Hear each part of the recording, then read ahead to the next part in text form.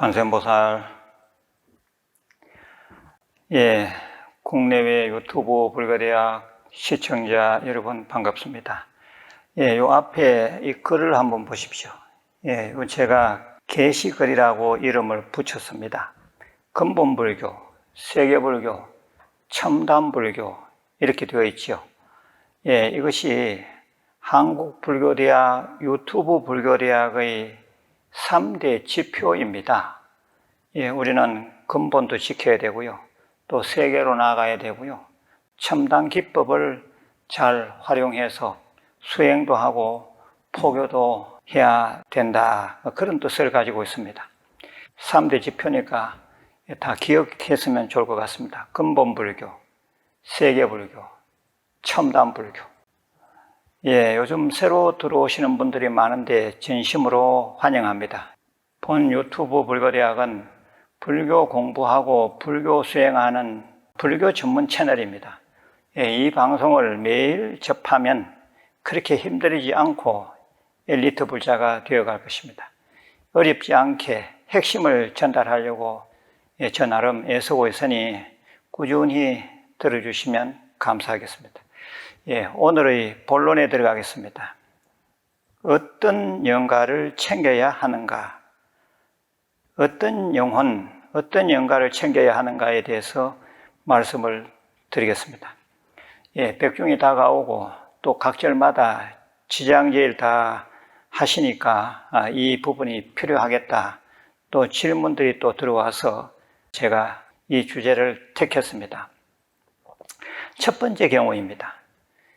어느 신도님의 푸념입니다. 답답한 일이 있어서 절에 가서 스님께 사정 얘기를 하니 스님이 마구 화를 내면서 뭐 그런 것을 절에 와서 묻느냐고 호통쳤습니다. 저는 그 스님께 절이 뭐 한 데 있고 스님이 왜 절에 계시냐고 대들었죠. 중생이 일이 안 풀리고 마음이 아파서 묻는다면 성심성의껏 대답을 해 주는 게 맞지 않느냐고 저 또한 언성을 높였습니다. 그런데 그 스님은 그런 것은 점쟁이한테나 가서 물으라. 나를 뭘로 보느냐며 문을 쾅 닫고 들어가 버렸습니다. 저는 홧김에 거기서 내려와서 대나무 꽂힌 무속인 집을 찾았습니다. 무속인은 정말 친절했습니다. 차도 한 잔 잘 얻어먹었습니다.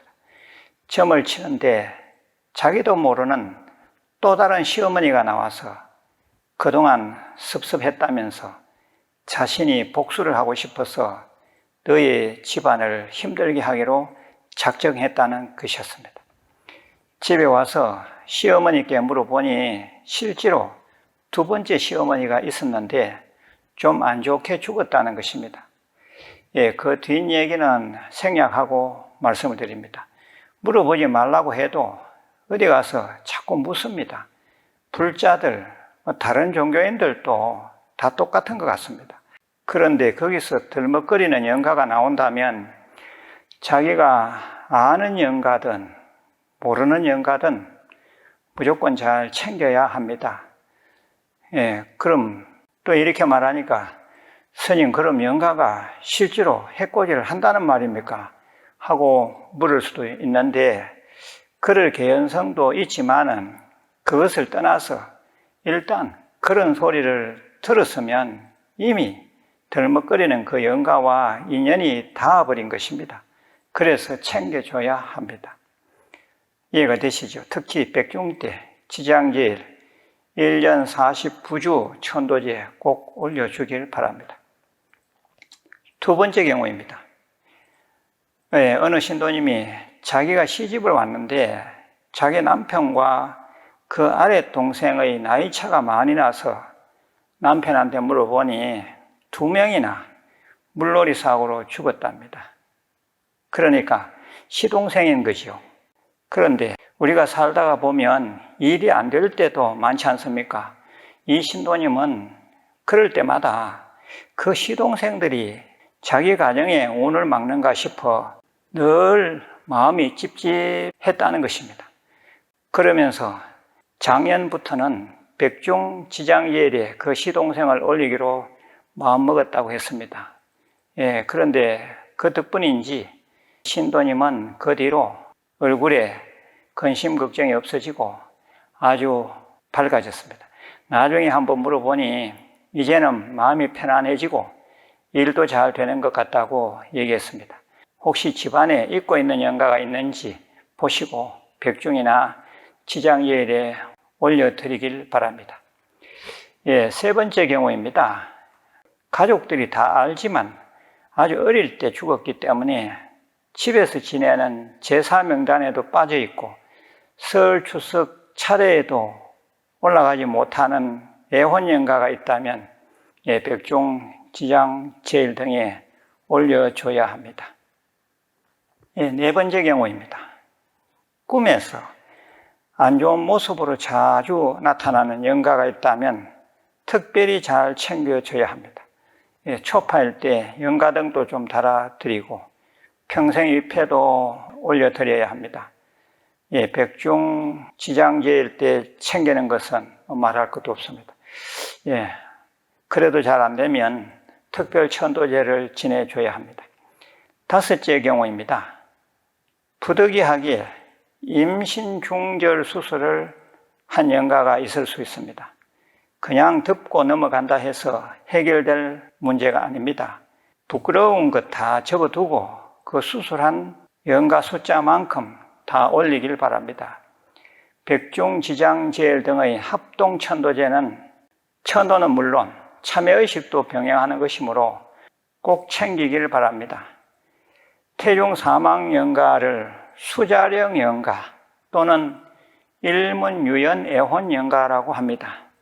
이런 영가는 부모에게는 물론 지금 살아있는 다른 형제들에게 집착을 보이는 수가 많습니다. 그러면 결정적일 때 일이 막히는 수가 많습니다. 제가 아는 한 신도님은 무려 30일위를 붙이면서 부처님 법을 진작 알았더라면 하고 눈물을 흘렸습니다.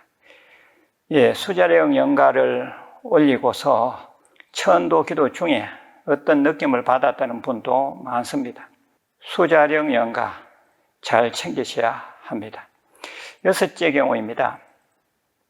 직계 가족이 아닌 경우입니다. 친구, 좀 거리가 있는 친척들, 신문지상에 나는 분들을 올려드리는 것도 좋은 일입니다. 일곱째 경우입니다.